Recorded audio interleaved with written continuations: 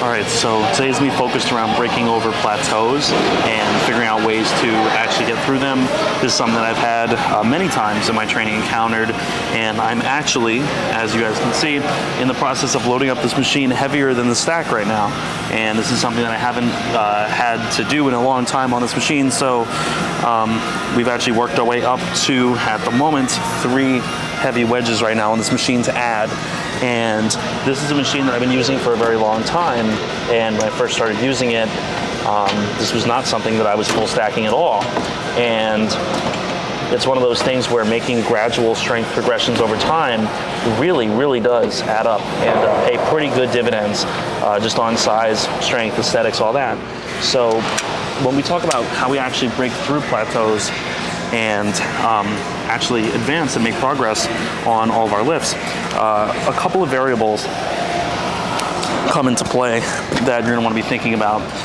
Some of the main ones being reps in reserve, how many reps are actually leaving in the tank on your sets, but a few other ones going into, obviously, like I said, proximity to failure, reps in reserve, what rep range you're working in, where you're sequencing the exercises in your lifts. So a lot of different questions, and we'll kind of go through those throughout the video. So I'm going to start with a warm up here, doing about 45 pounds, get about in position, come here, come up, and just do our thing, stay nice and comfy.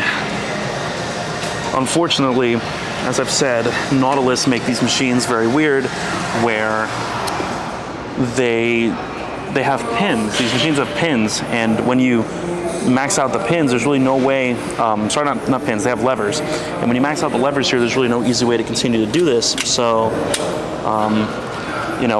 we're doing like 70 pounds now, whatever. Our working weight's gonna be around 145, but you'll notice that as these levers you keep stacking the levers up, eventually becomes really no way to progressively overload here. But it's fine, it's like suffering from success, right? That's the way you gotta think about it. Okay, 1, 2, 3. And a lot of people have asked me about how I warm up. I don't do anything super specific for my warm-up process. It's not like it's some divine routine. It's really a matter of just feeling comfortable, feeling acclimated to the weight. I usually do like a quarter of my working weight for like 3 to 5 reps. Then I'll do like half of my working weight for like 2 reps, 3/4 of my working weight for like 1 rep, and then I feel usually pretty ready. So nothing too scientific. Obviously, do whatever feels good with you. And I think I have the seat on 4. I think this is where I was last time. Once again, digging my foot under, trying to be as stable as possible. Really just kind of feel the movement out.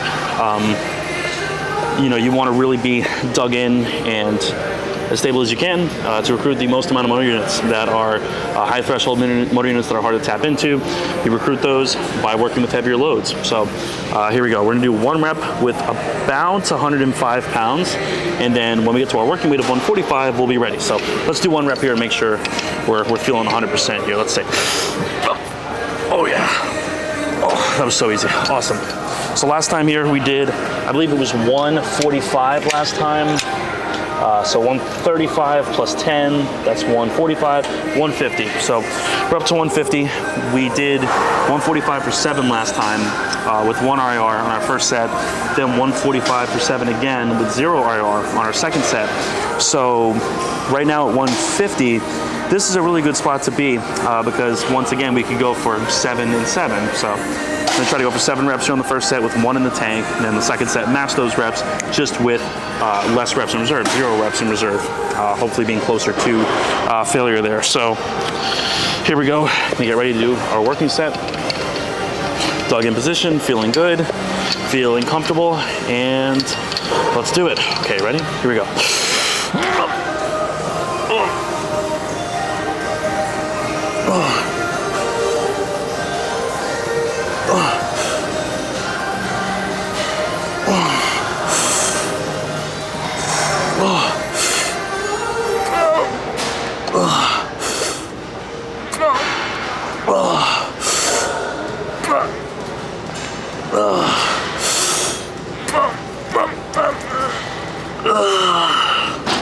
Oh my goodness. Okay. Wow. That was up 5 pounds. So that was 150. And we got that for 9 with probably 1 in the tank. So that was really good. We went up 5 pounds in 2 reps. That's really good. progressive overload. I've been feeling super strong recently, and just the way I've been timing my nutrition, my creatine, all that kind of stuff has been pretty good. And we'll get into some of that as well throughout the video, my nutrition habits as well. So we're gonna rest up here for set 2, and see how that goes. We're gonna try to do the same thing. I'm gonna look at the clock over there. It's 4:09 right now. I'm gonna start my next set at 4:12, ideally, if I'm feeling rested and recovered. That's what I like to do. I'll take 3 minutes. And definitely, if you guys have any questions, you can always drop them down below in the comments, as well as video suggestions. Obviously, there's a little bit of monotony and redundancy in doing just, you know, training sessions like this. I know they at some point will probably get old, so we're gonna try to keep the routine going and try to keep it fresh and exciting. I mean, Sam Sulek does that, right? I mean, his videos aren't super, you know, action-packed or whatever, but he does seem to have an audience and a base that really don't care much about what he, you know, does or says. They stick around for him, and that's really important, I think, when brand building. This is something I've been talking with a few people about over the past few months, honestly. It's like, for me at least, I feel like I'm not really sharing me sometimes. I feel like I'm just sharing information or a study or giving an opinion, and it's like, you know, I have 25,000 plus followers. That's not like amazing, but it's not terrible either. And I'm like, why not actually like connect with people and show them what a real workout looks like, show them my beliefs, thoughts on things, you know, maybe have people get to know me a little better than just some guy who's, you know, making 60-second long TikToks. So that was kind of the idea for this series. And again, the way I'm thinking we'll do these videos is, you know, theming them around a concept or idea. So, you know, this video being themed around, obviously, breaking through plateaus and breaking through those sort of stagnant points, and, you know, trying to understand how or why, you know, you get stagnant sometimes. So that's something we're going to talk about throughout the video, and I'll probably just go into a little component of it on each machine. I'll spread the topic throughout the video, and we'll talk about it like that. But YouTube is a good, it's a good game to get into, man. It really is. If you do any type of content, or you do any kind of business, getting into long form content like this where people actually really watch you and get to know you and they get your essence, you know, something your essence can't be really explained on a 30-second long TikTok. So I feel like having people really getting you is pretty important. So another 20 seconds or so, we're gonna start. I always take as much time as I want here, man. I don't stress or sweat my rest times. I take as much time as I want. But remember, it's the quality of the work we're doing, not how much work we're doing. So if you really believe by that mantra, you'll be doing more quality work and not worrying about the quantity of the work or, you know, how long you're doing it for. I think I actually have this mic on. I think this mic is pretty good, yeah. The mic is not going anywhere, it's good. I'm trying to set up these heavy mics on like these very light shirts is kind of hard. Okay, so we're gonna keep the same weight because we blew away our expectations on the first set with 9 reps. So ideally I'll do this again. I got 9 with 1 RIR in the first set. The second set here I'll probably get 9 again with 0 RIR, or if I'm unlucky I'll get 8, or maybe if I'm super lucky I'll get 10. So you have like a little bit of a range there. But I think 9 is reasonably where we're gonna fall. And notice when I do this set, we're gonna focus more on like mid-position loading. So we're not gonna be exaggerating the stretch at the bottom, not exaggerating the hold at the top, just doing more mid-position loading to work the muscle through the full range of motion, but not being excessive with any part of the motion. And that's something so many people do, and it's just, it's weird. It's like, it's not really backed by much to like excessively pause or excessively hold different parts of the position. There's just no reason you do that. It kind of just limits your intensity. So training intensity over everything, man. Okay, we had a 4-minute rest, so feeling good, feeling ready.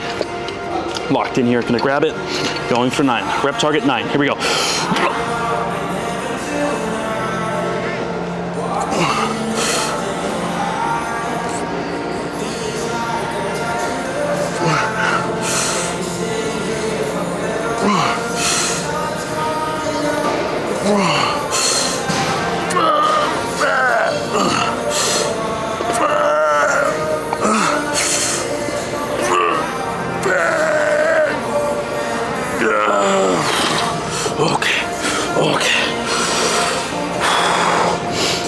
right, that felt like 9 with 0 in the tank. That's pretty much what that felt like, and that was really nice. So I liked that. I think we're gonna stop here with side delts, 2 sets, 2 working sets, kind of the standard, and we're gonna move into some upper chest. All right, so we're about to get going here on some upper chest. First thing I'm gonna do is I'm always going to write down in my log what I did. So on my last set, I did lateral raise. I did 150 for 9 with 1 RIR with the seat on 4, and then I'll put same, so I did the same weight and the same setup with 9 had 0 RIR. So if you'll notice, this is how I set that up. I don't know if it's gonna focus, but that is how I set my stuff up. I just log it through notes. I've had a lot of people try to sell me certain logging apps, and some of them are good, but I personally just don't really see a need when we have so many good options here and so many different ways to log our work. So that felt really good. Lateral raise felt nice. And now we're gonna do some upper chest here. And last time I was here, I did 235 for 5 on this machine. So upper chest 235. And I believe my 5 reps were at 0 RIR on the upper chest here. So we're gonna feel it out and see kind of what's doable there. Now, playing with your RIR, like I said in the beginning, is one of the best ways to try to break through plateaus and stagnation, because a lot of times you'll do a set and for whatever reason you're not pushing it hard enough, you're pushing it too hard maybe. Maybe your 0 RIR is actually like 2 reps past failure. You know, maybe your form breakdown is so extreme that you're already past failure. So if that's the case, then you know, I don't really see a point in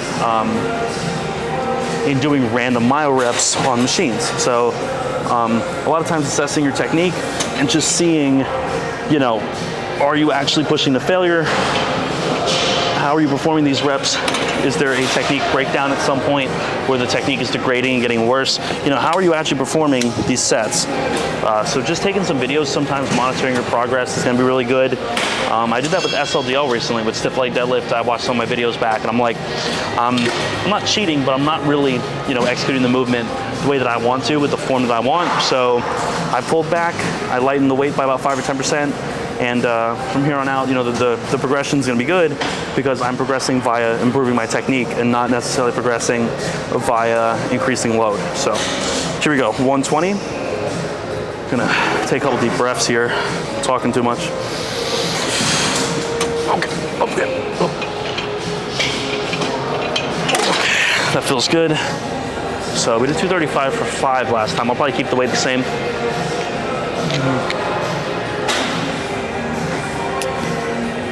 Another thing to think about is really what you're doing with your nutrition.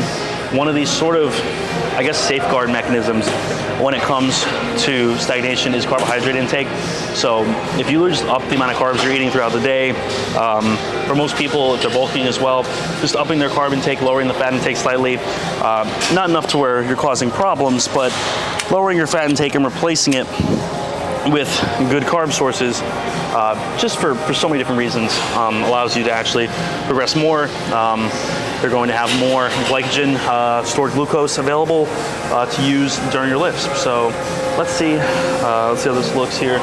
Gonna get me a little bit more center so you can see the execution. Notice we're not exceeding our active range of motion here, so we're not going super deep.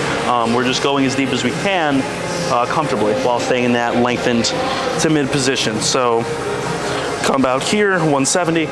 Here we go. Stay here. A little bit of an arch, not a huge arch, but like enough of an arch. And trying not to crunch my head up here. Kind of a bad habit I had for a while.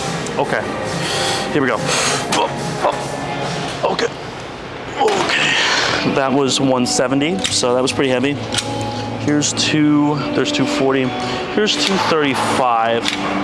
But given that I don't, yeah, we'll do 235. We did that for 5 last time. Let's keep that and see if I get this for maybe, you know, 6 or 7 would be ideal.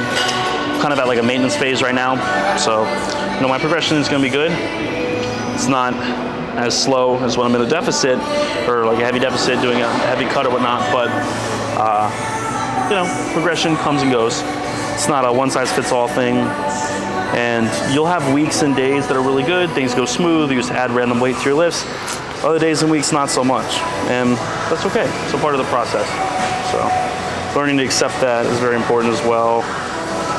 I have something where, you know, if I'm working with a client and they're frustrated about their lack of progress, I'm like, dude, a lot of times you did make progress, you just didn't realize it. You improved the quality of your technique. You improved the quality of your reps. You improved your intensity. You shortened your rest between reps. Like, there are a lot of different reasons why you might actually be progressing and not realizing it as well. So here's 235. Here's 235. It's gonna be heavy, but definitely could progress here. A part of me is tempted to go to 240 and try to get that for 4 or 5. Nah, let's take it a little easy here. Let's go for like 6 or 7 with 235. That sounds good. Posting on good control the entire time. I'm of course trying to keep you guys in the center. Turn you a little bit. There we go. Okay, 235. I'm gonna bullshit later. Here we go. Okay. All right. Here we go. Here we go.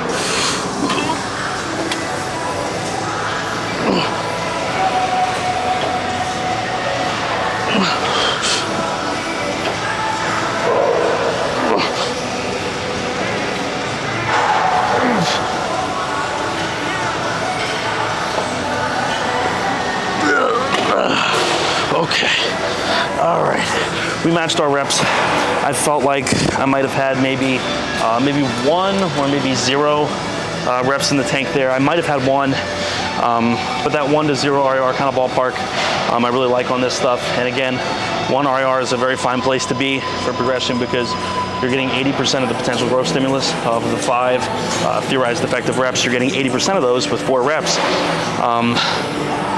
which is still pretty good growth stimulus. So, you know, a lot of sets where people do 4 reps with 1 in the tank are really good because you're still making a whole ton of progress. So we're gonna move on to some flat press now. All right, so we are at our flat press. This is a flat press I really love here from Nautilus. Just a fantastic, fantastic machine. And you'll notice that this is actually at a slight decline. So when you watch me do my reps here, when I get in position, you'll see that as I actually push forward, it's almost like a slight decline, which is quite fine and something I have no problems with. And a decline is actually not even a bad idea because you're grabbing a lot of those lower chest fibers that you normally wouldn't be grabbing. So doing things at a slight decline is actually very smart, and a lot of people who do slight decline Smith, slight decline dumbbell, just doing things at a slight decline where you're getting a little bit more of those costal or lower pec fibers involved. The lower pec fibers are very, very large. People don't realize how much of your chest is actually your lower chest. So having a very big lower chest usually means that your chest as a whole is pretty big. So we're gonna work our way up. I believe last time I did this, I added a rep. Last time I did the flat press, I did this for 240 for 7. So I think I'm gonna go up to 245 and see if I get that for 7. It might not happen, it might happen, we'll see. So once again, staying in our active range of motion, we are not going to go beyond what is comfortable. So with this machine, the tension starts here. This is where the machine actually starts, but if you look at how much space I have, I don't really have a lot of space. So that is totally more than fine range of motion wise for the chest. And if I arch, you see I get nice and comfy here in position. I'll let you guys watch me in the middle as well. I get nice and comfy here if I arch. So here we go, we're in the middle. Oh, just a super, super comfortable lift. And feels amazing to do this machine. Okay, that feels really good. Now we're gonna do 180. So once again, that same 3-2-1 kind of pyramiding sort of warm-up routine that I do. So our working weight is gonna be about 240, right? 240? So I did 235 last time. Last time we were here. No, we did 240 last time, sorry, 240, wait. That was on the upper. What did I do on the flat last time? No, yeah, 240 for 7. So we're gonna do 245 here with hopes of getting the progression I want. That's 180. That felt super good. So, I'm almost thinking of jumping up to 250, but I feel like that's being egotistical. Let's not do that. 245 should be more than fine. And we're just gonna push to failure, or to 0 RIR. I only do 2 sets of chest. I do 1 set of upper chest, 1 set of flat press on my upper days. So I usually take those to 0 RIR or 1 RIR. If I were doing 2 sets of chest and it was, you know, slightly less of a priority, if I was doing 2 sets, maybe I'd do 1 RIR. Depends. There's no real right or wrong. A lot of it is just how you feel sometimes. You know, with lateral raises, I took the first set to 1 RIR, second set to 0 RIR. That's a good approach as well for a lot of different things that you're trying to bring up. So very, very valid way to do lateral raises. And if I were doing 2 sets of flat, I'd maybe do 245 for, you know, 7 reps with 1 in the tank. Second set, 245 for 7 again with 0 in the tank. That's what I do with clients a lot, and seems to work very well, and they make nice progress. But again, if your progress is stalled, try throwing this in the beginning of your session. Don't put it in the middle or the end. Whatever you want to grow most, put it at the beginning of the session, as close to the beginning as you can. Because ultimately your nervous system is going to be firing on all cylinders and giving that muscle the most amount of love. Okay, so here we go. Nice in position, nice arch, feeling good. Okay, here we go. 245, nice position, and let's do it.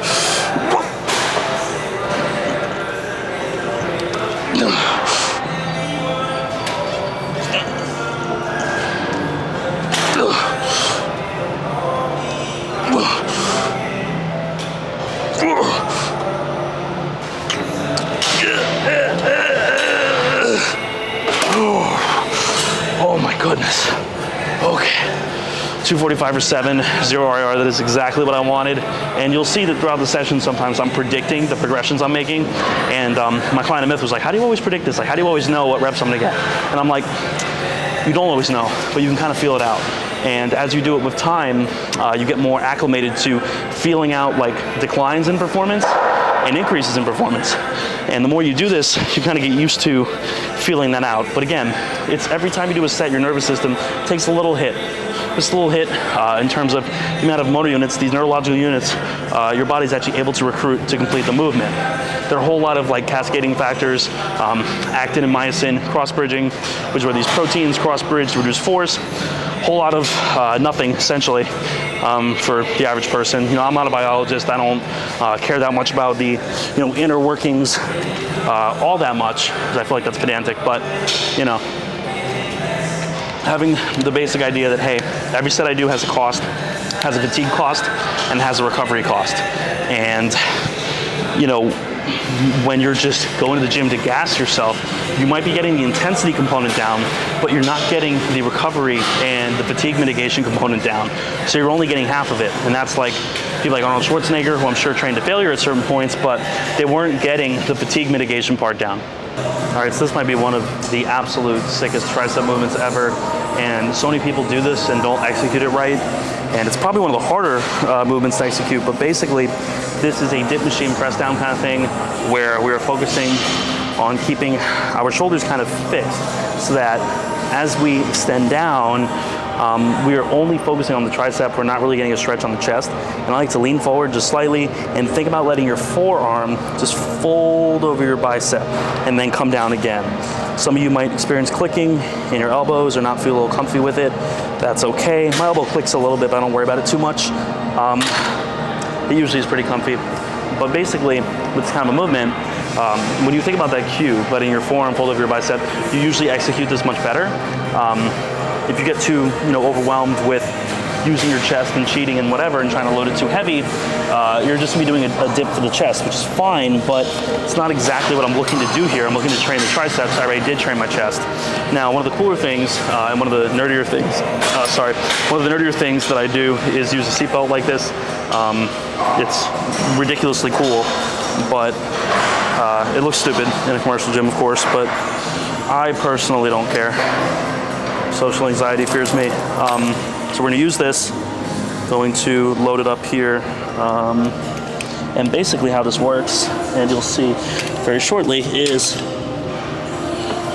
we tie the seatbelt around. You guys can't see how I'm doing it, but basically the seatbelt here is making like a lap band, and I'm gonna tie it pretty tight. And what this is gonna do is it's gonna keep me from flying off the machine. It is literally gonna just dig me in here. It's gonna dig me into the whole machine. It's to be super tight.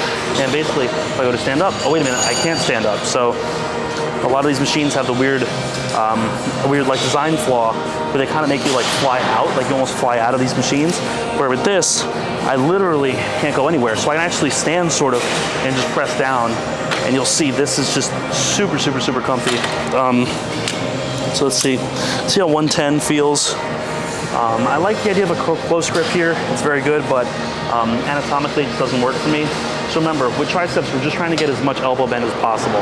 It doesn't necessarily matter if you're going a little wider, as long as you're getting that same forearm over the bicep. Like when I have a client do this, the only cue I tell them, literally forearm over bicep, fold over, fold over. When they do it, it almost always comes out pretty good. So same thing, I'm standing up slightly. This seatbelt is like just compressing my fucking nerves here. But just trying to stay literally as stable as I possibly can. Dig in super tight, and here we go. Here we go. Oh. Okay. Yeah, that feels nice. And again, this is still a work in progress. I might tweak some things in the future, but this feels really good. I'm doing it right here, so I'm gonna rest another 30 seconds or so. Just a very nice machine, very nice setup here. And again, just trying to stay super, super comfy, trying to use whatever stability options I have available to be literally as stable as possible. And here we go. Let's come down, let's do it.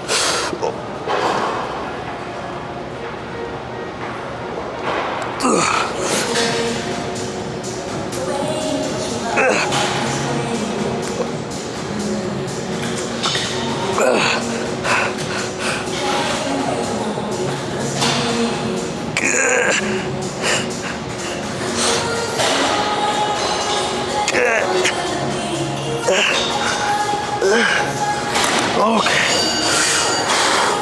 All right, that was 160 or 150. 150 for 6 with probably 1 in the tank.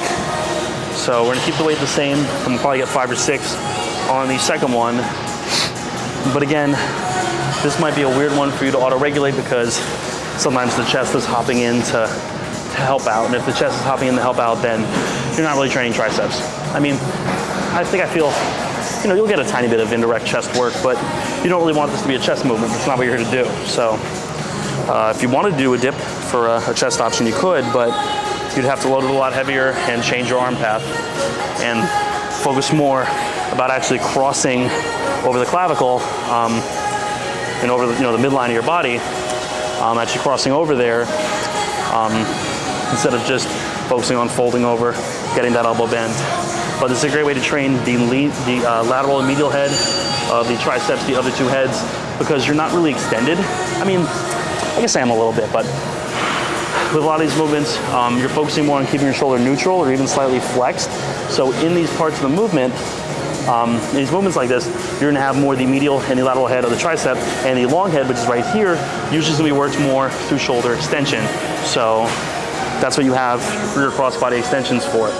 So this is a good thing to do on a different upper day or a different full body day on a session when you're not doing that crossbody extension. So before my workouts, usually my main sort of ballpark kind of thing I'm going for is I'll have roughly 200 calories worth of whatever carbs I want. Like a banana and a Rice Krispie treat is a good one, or the gas station like Frosted Flakes, I'll have those. And then I try to get, at least 150, 200 milligrams of caffeine, usually something like that, to just get amped up. And caffeine's actually proven to improve motor unit recruitment, which is obviously what we want, so that we are tapping into those higher threshold motor units. And caffeine is just a great stimulant. Like I use caffeine literally for everything. So I have probably around 400 or 500 milligrams of caffeine, maybe 600 a day. Not saying you should do that, but that's just what I do, and I personally don't worry about it. And that's pretty much my sort of pre-workout nutrition, what I normally do. It's nothing crazy, but it's that ballpark of like 20, 30, 40 grams of carbs, and 20, 30, 40 grams of carbs, and getting the caffeine in there. Pre-workout, obviously, you don't want to have a lot of fat because that takes time to digest, and it's just not going to help you with your lift in any way. It's not helping your performance in any way. Fat is for hormones and overall health.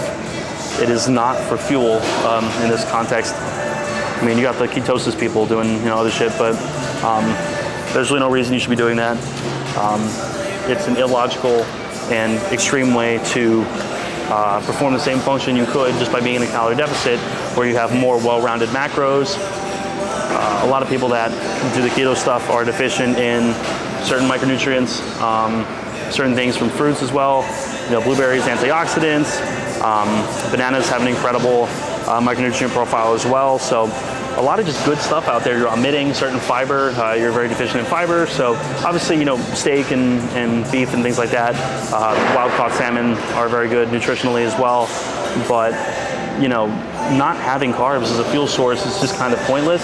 And you're just really putting an inroad into your progress by doing that. So we're gonna do our second set here in a minute.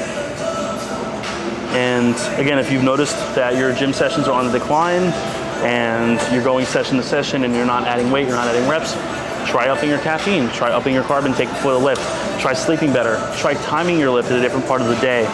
All these variables are super important, but I think for most people, probably the most common one is just cutting your volume in half. Just cut your sets in half. Most people are doing too many sets, you know, give or take 10 sets in the lift, you know, is not bad. Most people simply do too many sets, and that's why it's harder for them to recover. So here we go, 150 once again. Here we go, getting this really, really good brace here. Really good brace. All right, all right.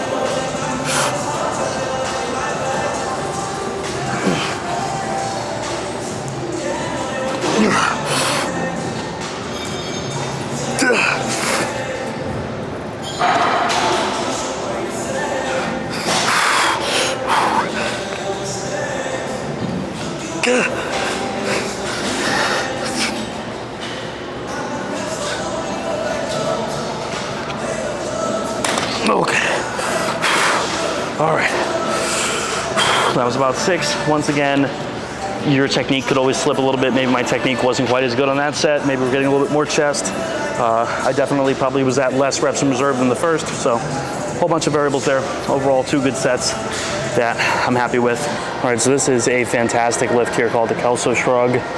This is just a fantastic way to hammer all of the traps. And what I love about this is that it literally hits all, essentially the main divisions of the traps. So a lot of people think the traps run up and down, like, you know, just doing a standing shrug, and they don't, because the trap fibers kind of run sloped, sort of with your neck. So if you're standing upright, you're not necessarily getting all of the lower, mid, and upper trap fibers engaged here. So when you lean a little forward and you do what's called a Kelso Shrug here, so we're obviously going to be strapped in here with our Versa grips, and doing a Kelso Shrug like this where you're leaning forward and shrugging in a more horizontal plane like this, and then you come out and you shrug up.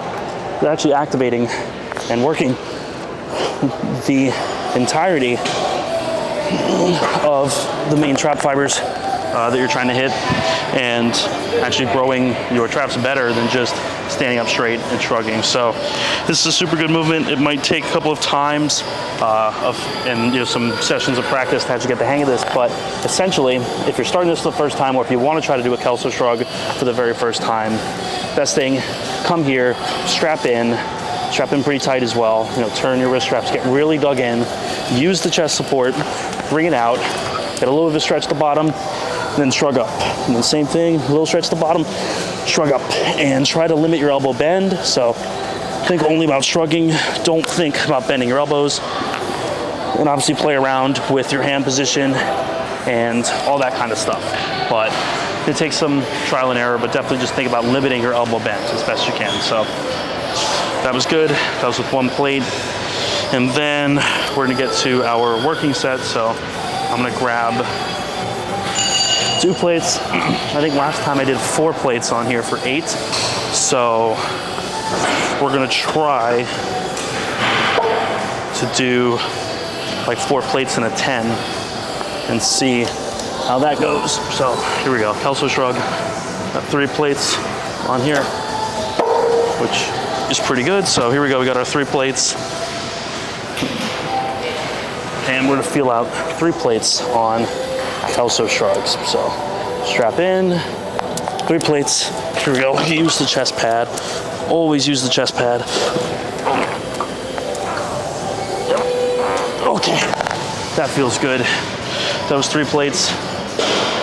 And sometimes, one of the things in the gym that sort of nags me sometimes is my elbows. My elbow gets a little creaky sometimes, and I find the best thing, obviously, just to limit your use. Don't overuse them, but also focus on not overextending to where you're getting that kind of golfer's elbow, you know, tendonitis kind of deal over here. Just focusing on extending, but not hyperextending to where your triceps like flex, and you're like hyperextended like this.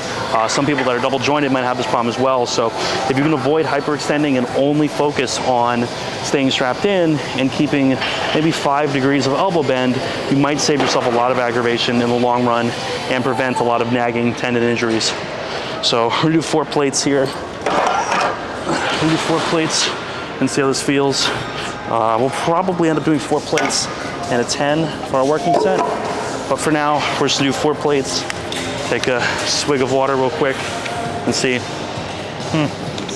Actually, I think we probably got 4 plates and a 10. 3 plates moved really nice. So here we go, 4 plates and a 10 on the T-bar row. You guys aren't exactly able to see how much weight I'm doing, but that's okay. We got 4 plates and a 10. Just gonna stay here, and we're gonna try to get around 8. I don't know exactly how many reps we're gonna get, but we're gonna try to get 8 or so. And let's see here if we're able to do this. So we're gonna tie in nice and tight, tie in right here, get locked in, and I'm gonna do these 2 sets here. All right. Stable feet, yep, feet are stable, yep. Okay.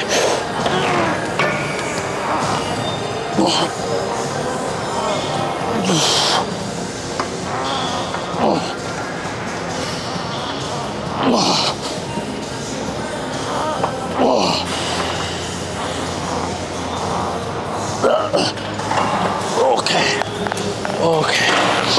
That was about 6. I felt the technique sort of starting to break down there, so that was 6 reps. We maybe could add 7, but we'll say 6 with 1 to 0 RR depending on what you want to qualify as full range of motion on here. So that was still really good. I'm happy with that. All right, so the top set back offset method is something I really like, and it was actually originally popularized in England, I believe. But basically, we took 10 pounds here off of our working weight. We got 4 plates and a 10 for 6 reps on our first set. Pretty good technique, felt nice, but I don't really feel like doing this for 5 reps. I feel like it's getting really heavy, and it's not something I feel like doing right now with my neck and stuff. It just doesn't feel super comfy, I think. So what we're gonna do is we're gonna lighten this by 10 pounds and try to either match our reps or get slightly more reps. So given that we lighten the load by 5 to 10% right now, we'll probably get the same reps, or maybe even 1 or 2 more, 1 or 2 less if you're unlucky, it depends.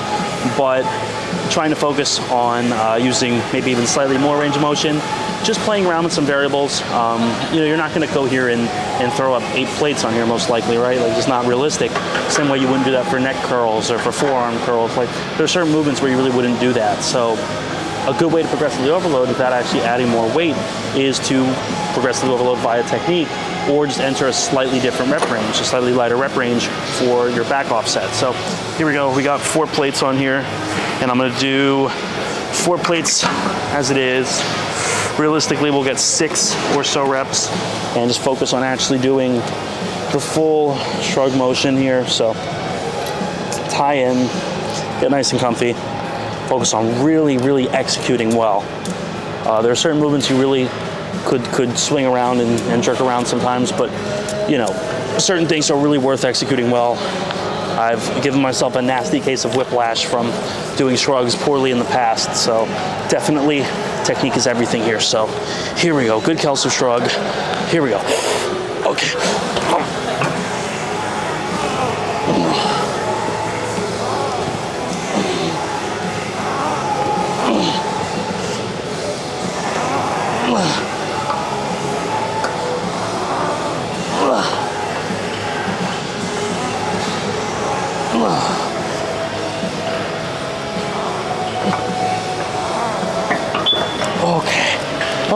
That was about 7, so pretty much exactly what I said would happen happened.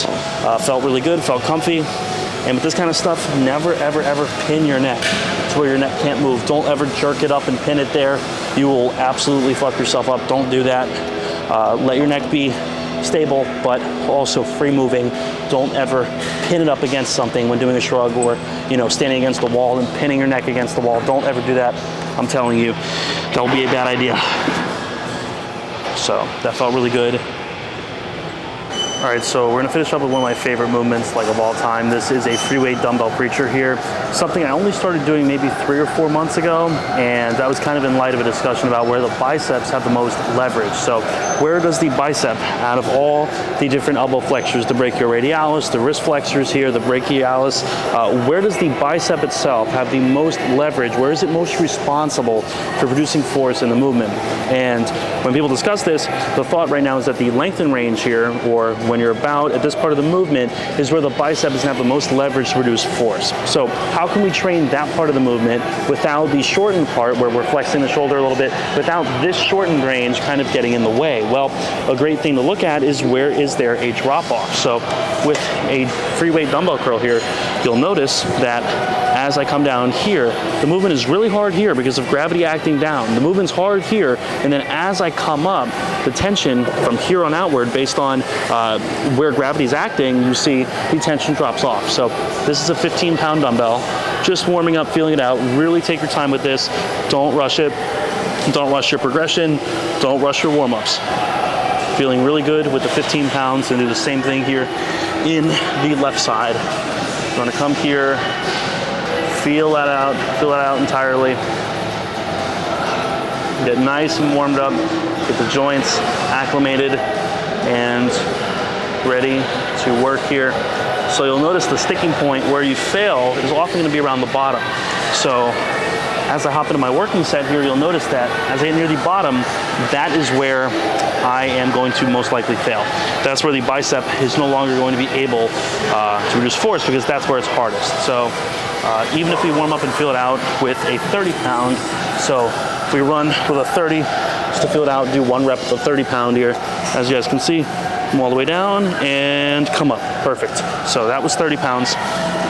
Want to rest up, get ready to do our working weight on the single arm dumbbell preacher curl, which is 35. So I'll normally take maybe 30 seconds before I get into my last set from my warm up. So take about 30 seconds. We're going to start with the right arms. I think the right arm is going to be slightly weaker. So we'll start with the right arm. Get ready to go. Feeling good. Still feeling pumped and ready to go. Got the mirror here for some posing as well.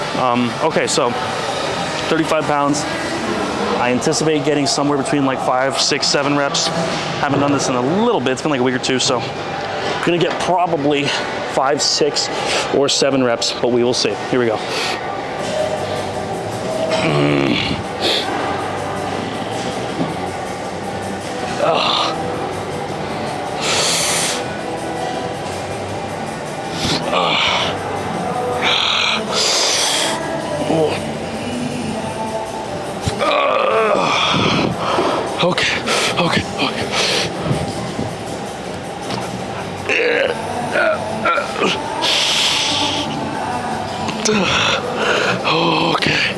Okay. That was definitely 5 with 0 in the tank. Maybe 1 in the tank if someone was threatening my life. Maybe 1 in the tank, but looks like about 0 in the tank here. And that's a really, really good movement to throw in. Again, if you're not careful, you will tear your biceps on this. You gotta be very careful. It's one of the biggest culprits, because what normally happens, and how people normally tear their biceps doing free weight dumbbell curls, is what they usually do is they control the movement and then they just dive bomb the bottom. So it's they're controlling it, the tendon is getting exposed to the load, and then, oh, it gets hard, let's dive bomb out and come up, and then dive bomb and then come up. So when people do that, they're taking the bicep tendon when it's most vulnerable, and they're not even exposing it to load. So you have the bicep tendon where it's most vulnerable, and they're just exploding out of that movement. And exploding with anything really is not a great idea for hypertrophy training. Just any kind of exploding you really don't want to be doing. So something to just keep in mind on this movement. We're probably gonna hop into the left side in a second. I'm gonna take just some water, and we'll hop into the left side here as best possible.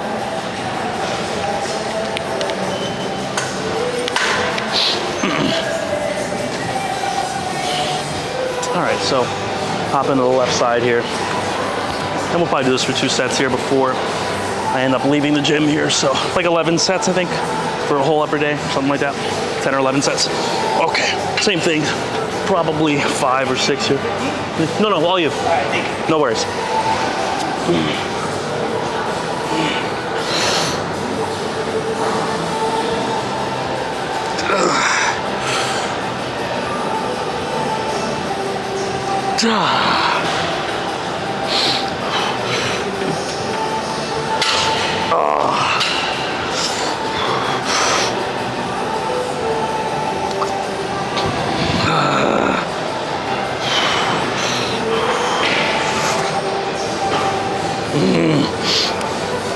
Okay, got that for 6. Might have gotten a little greedy on that last rep. Maybe didn't own the range of motion as much as I wanted to, but still very happy with that. So we got 5 in the right, 6 in the left, and we'll run this back for another set before finishing the upper day here.